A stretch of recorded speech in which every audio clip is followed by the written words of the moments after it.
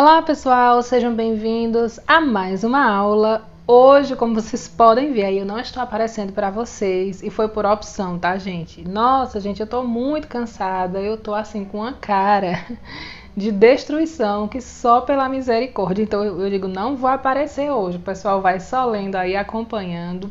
Inclusive, hoje de manhã eu fiz uma live meio que surpresa, né? Todos os dias eu faço a leitura da letra da lei, né? Então eu leio a Constituição, eu leio o Código Civil, eu leio o Código Penal e eu tive a ideia de fazer uma live mostrando, né, como é que eu leio, como é que eu estudo. Na verdade é um teste, né? Mais um teste para ver o que é que vocês acham também desse formato, para a gente já iniciar aí um estudo dos direitos, né? Começando pela Constituição, que é essencial, que cai em qualquer concurso. Porém, gente, depois, durante a live, um dos inscritos aqui do canal já tinha falado lá no chat, né, que o som estava muito baixo, só que eu não imaginava que estava tão baixo.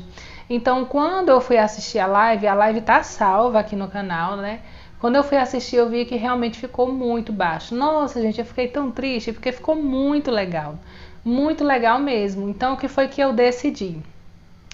Semana que vem, durante os vídeos eu vou falar para vocês o dia, eu vou refazer essa live com o áudio legal, então assim, do comecinho, porque como é uma leitura da lei, o ideal é que você coloque ali enquanto você está indo para o trabalho, enquanto você arruma a sua casa, enfim, né, gente? Então é isso.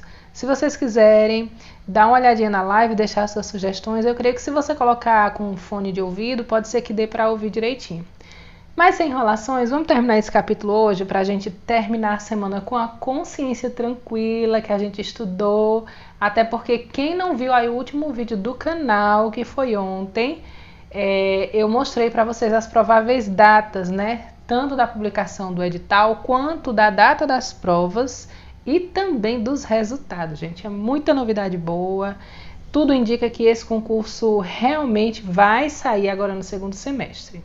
Tá bom? Então vamos lá, vamos falar sobre a composição e a articulação das agências. Sem mais delongas, deixe seu like, se inscreve no canal e vamos ler, né, gente? Olha só, quanto à composição do quadro de servidores, ou seja, quem é que compõe o quadro de servidores, as pessoas que trabalham no IBGE, né? Pode-se dizer que não há um padrão específico e o quantitativo também não é igual.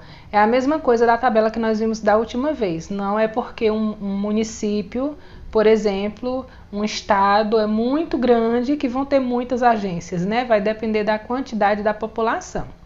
No caso aí do número da quantidade de servidores efetivos e contratados é variável.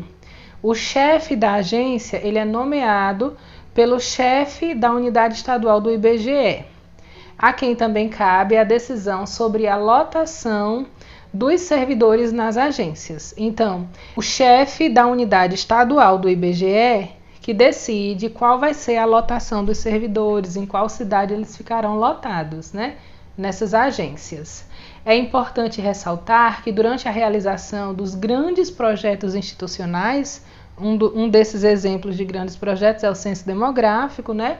O número de servidores contratados aumenta substancialmente, assim como a quantidade de postos de coleta estabelecidos temporariamente, como ocorre durante o censo demográfico.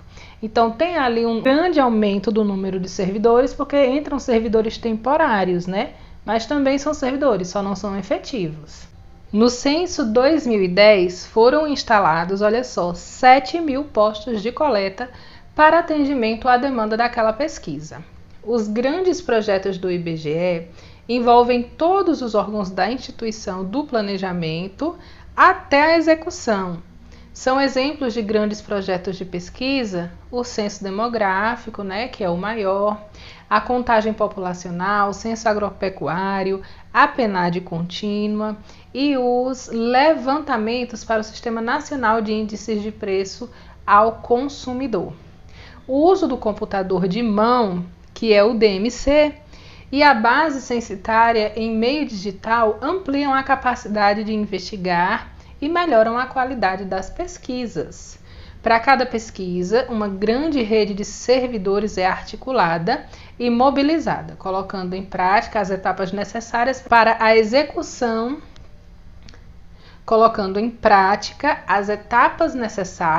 execução e conclusão dos projetos. Então, esses projetos eles têm etapas, né? Como no censo nós vimos, né? Os supervisores começaram ali com o trabalho da pesquisa dos entornos, né?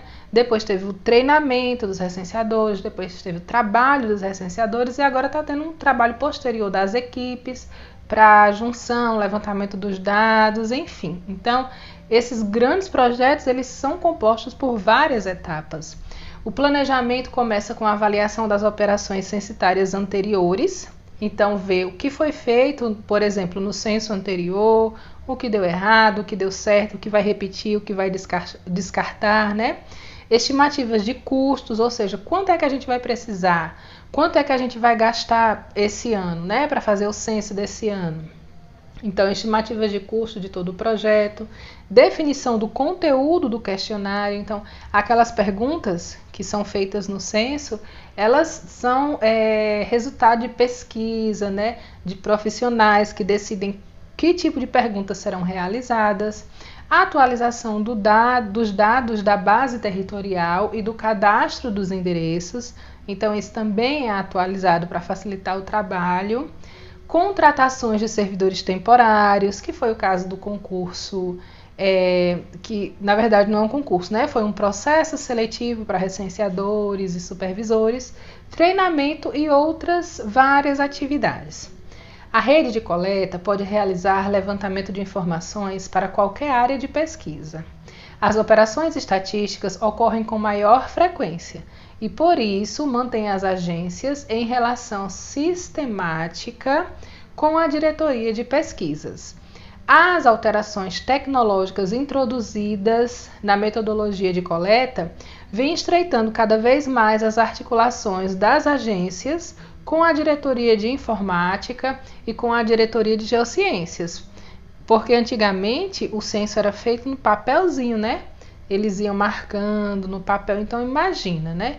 Hoje em dia é tudo muito tecnológico, então as agências elas estão estreitando esses laços, né, de comunicação com a diretoria de informática e a diretoria de geociências. Essas diretorias nós já falamos sobre ela, né, nas aulas anteriores.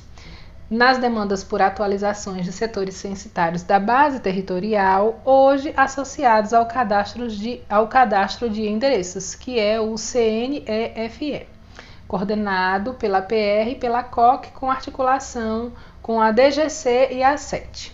Todos esses nós já falamos, tá, gente? Lá no organograma do IBGE, acho que segunda aula, se não me engano, a gente falou sobre isso.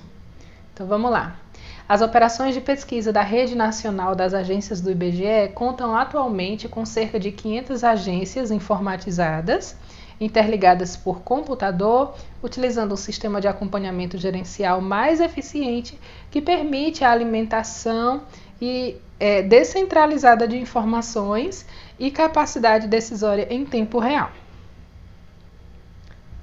Neste processo de modernização institucional, ou seja, em que as agências do IBGE, o Instituto vem se modernizando, vale ressaltar que a implementação da Escola Virtual do IBGE, sob a administração da ENSE, vem contribuindo para o desenvolvimento das condições mais favoráveis e disseminação do conhecimento através da educação à distância no IBGE, né, proporcionando melhor atendimento às unidades estaduais do IBGE e à rede de agências em todo o território nacional. Então, o próprio IBGE ele tem uma escola que faz treinamento, atualização, né, dos seus servidores.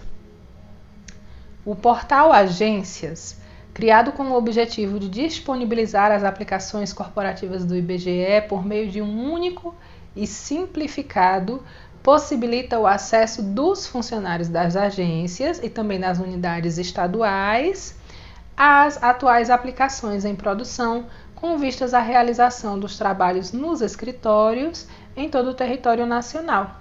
Aí tem aí, né, o link para o acesso ao portal das agências, serviço de terminal aplicações remotas é feito através dessa página aí.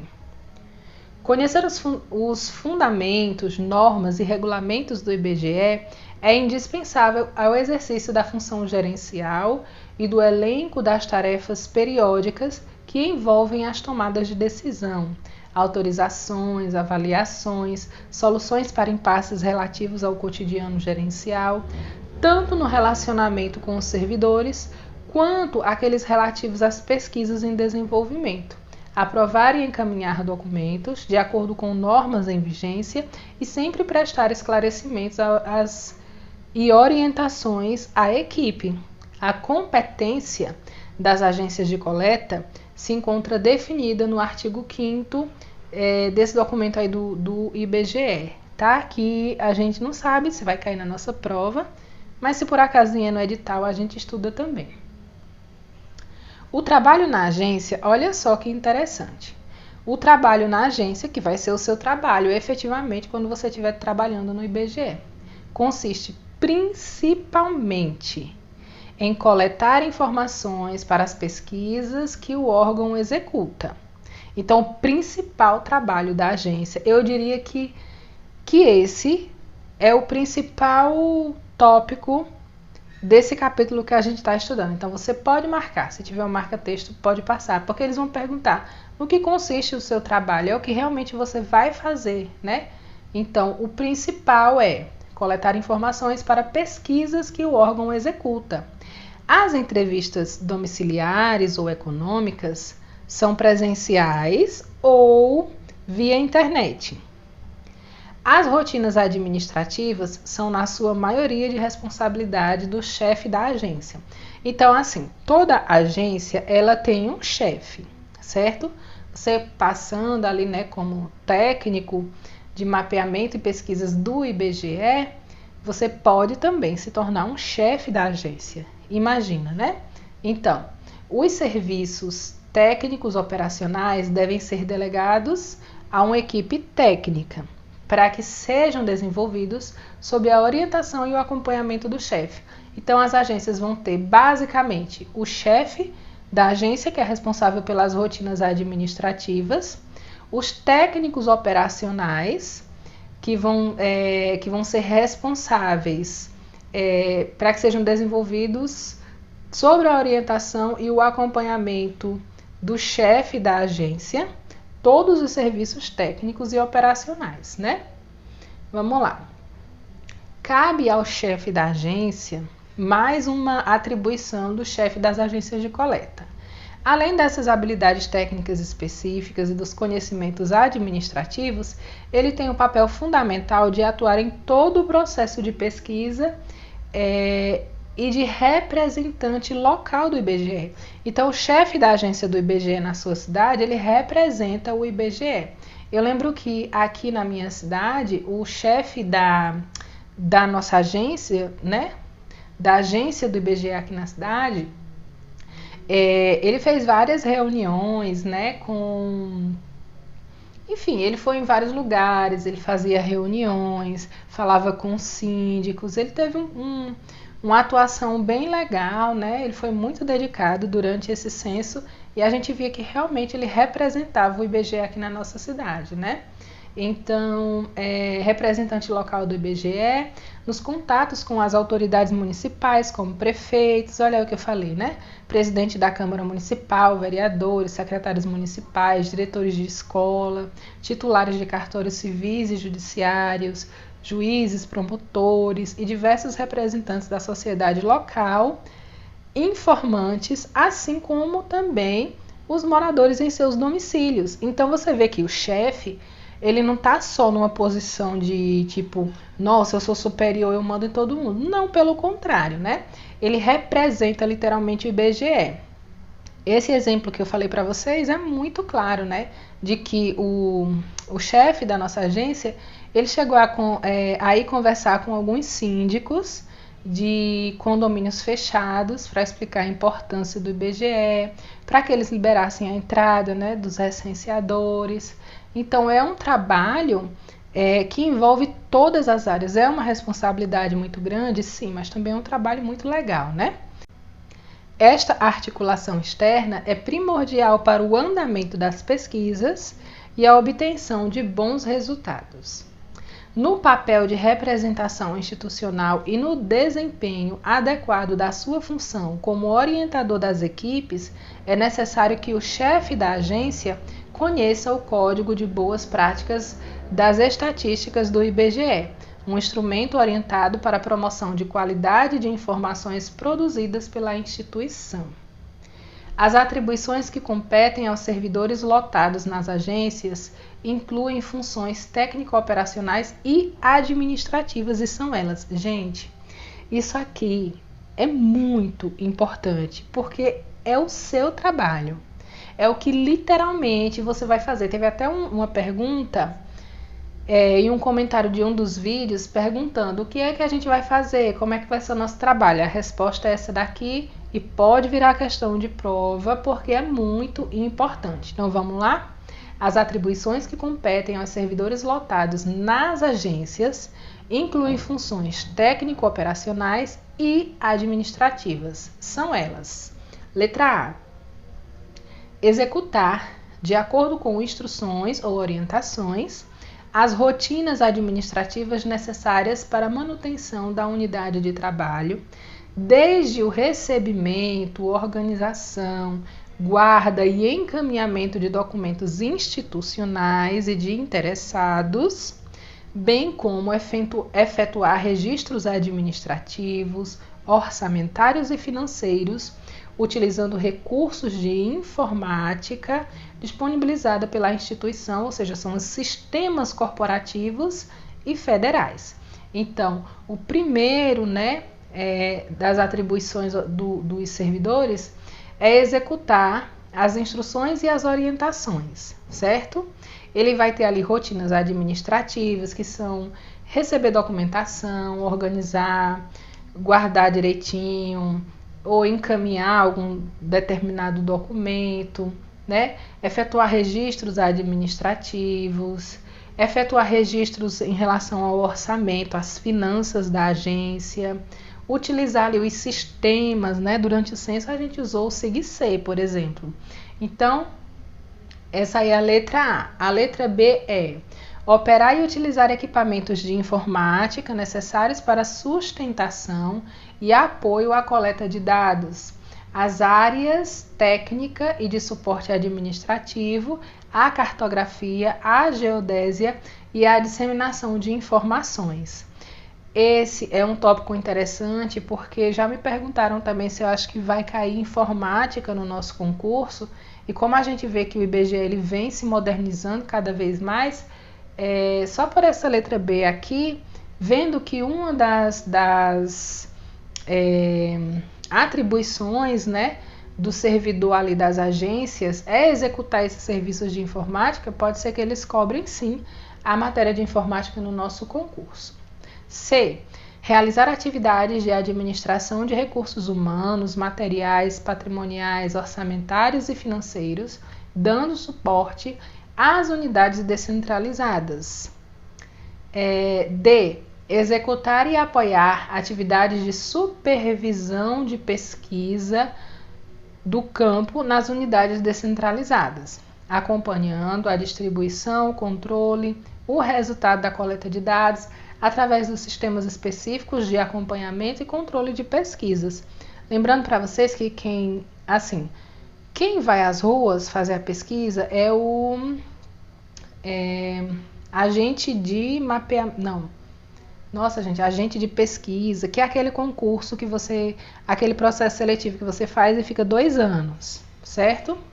Mas o servidor efetivo ali da agência, ele vai apoiar essas atividades, ele vai supervisionar, ele vai ser como um ACS, Porque o trabalho do ACS, eu era ACS, ele é tanto ali na agência mesmo, no sistema e tal, mas também a gente também ia a campo, Letra E, supervisionar, olha o que eu falei, sobre os supervisores, sobre o trabalho de supervisionar. supervisionar as equipes de trabalho nas diversas pesquisas, garantindo a qualidade das informações coletadas em consonância com a metodologia, os critérios, as regras conceituais e técnicas, o cumprimento de prazos e o modus operandi mais adequado.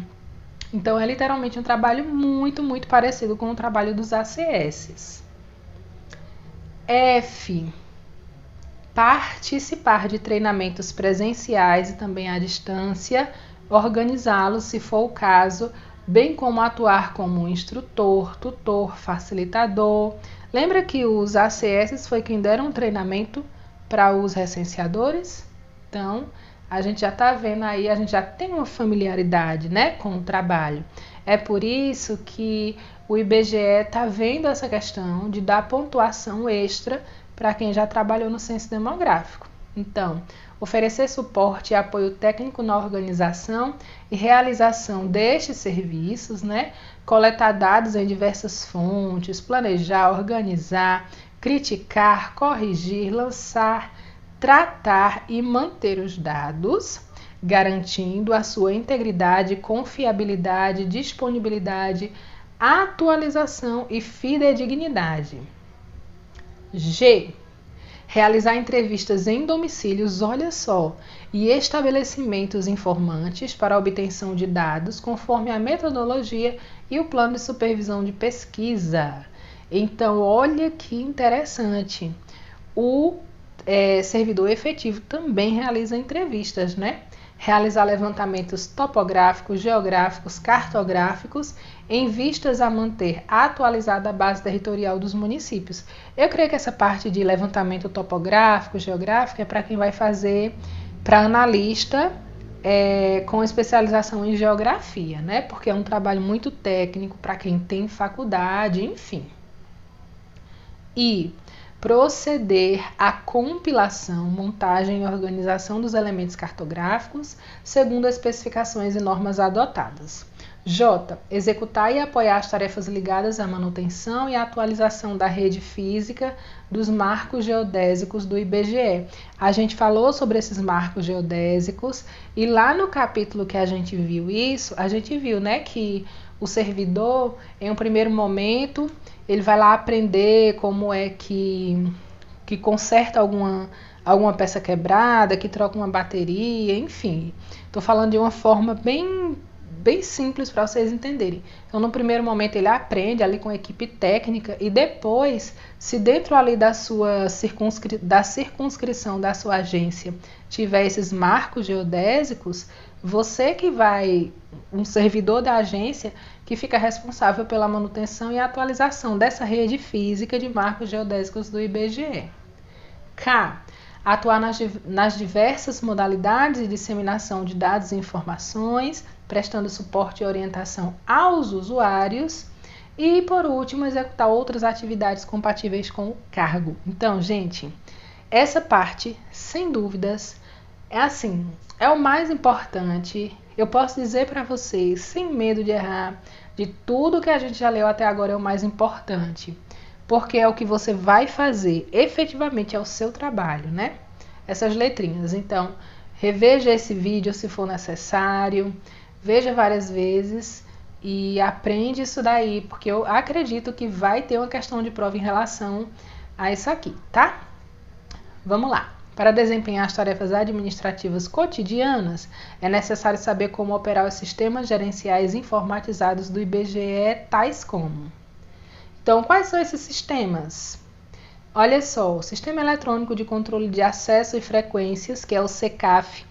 Esse SECAF é onde a gente bate o ponto, né, digamos assim. Você entra lá todos os dias para marcar a hora que você entrou e a hora que você saiu, né?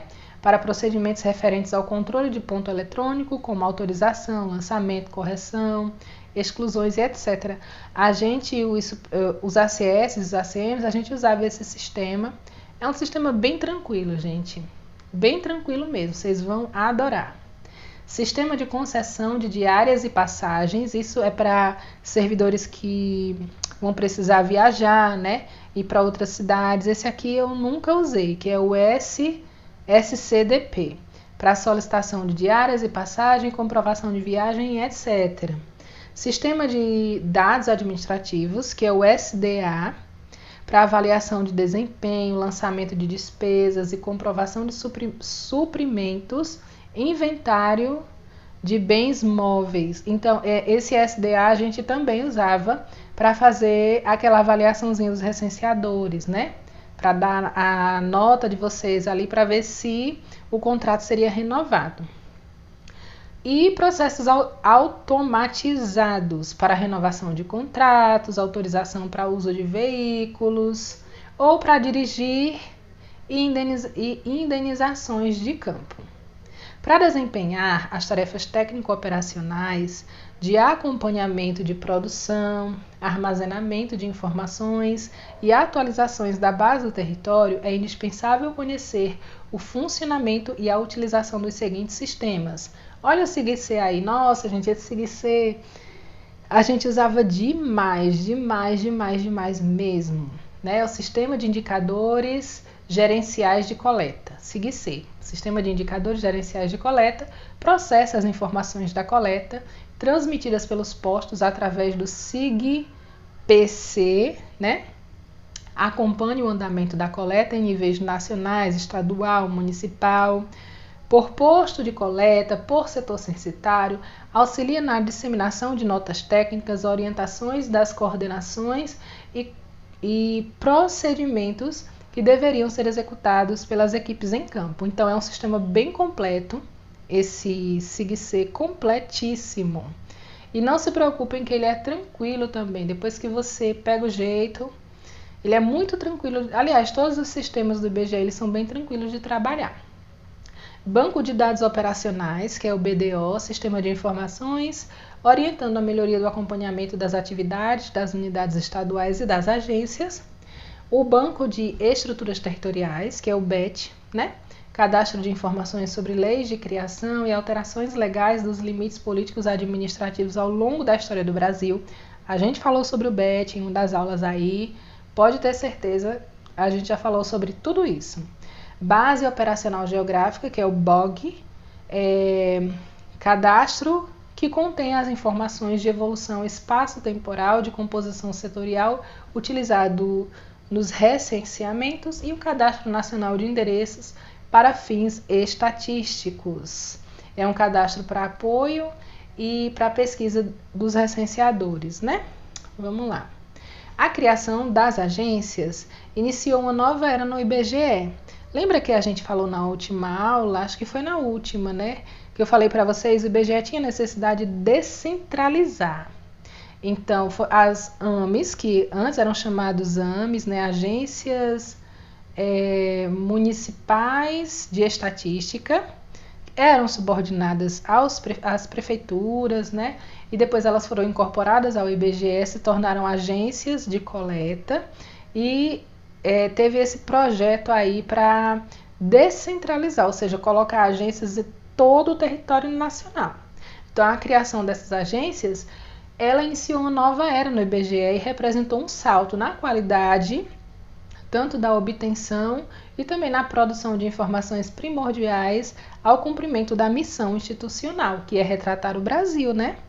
O Brasil possui 5.570 municípios nos dias atuais e conta com cobertura de 590 agências instaladas, estendendo a representação da instituição até as áreas mais longínquas do país. Na atuação das agências está a solidez de produção de informações com eficiência, garantindo o acesso às fontes dos dados que se encontram nos municípios brasileiros. Isaac, eu não sei ler esse nome, presidente do IBGE nos anos 70, descreveu com precisão a importância dessa descentralização e o papel dos servidores das agências ao dizer que a espinha dorsal do IBGE é a agência de coleta. Olha que importante, né, gente? Então, nós terminamos aí mais um capítulo. Vou deixar aqui na tela para vocês a próxima aula, né, que vai ser segunda-feira, nós vamos falar sobre o sigilo das informações. Mas o que eu posso falar para vocês, gente, até aqui, esse capítulo 5 é de extrema importância. Assista. Se você não entendeu, se ainda não está entendendo, assiste a última aula e a aula de hoje, quantas vezes forem necessárias, tá bom? Esse foi mais um vídeo do canal, eu espero que vocês tenham gostado e até o próximo vídeo.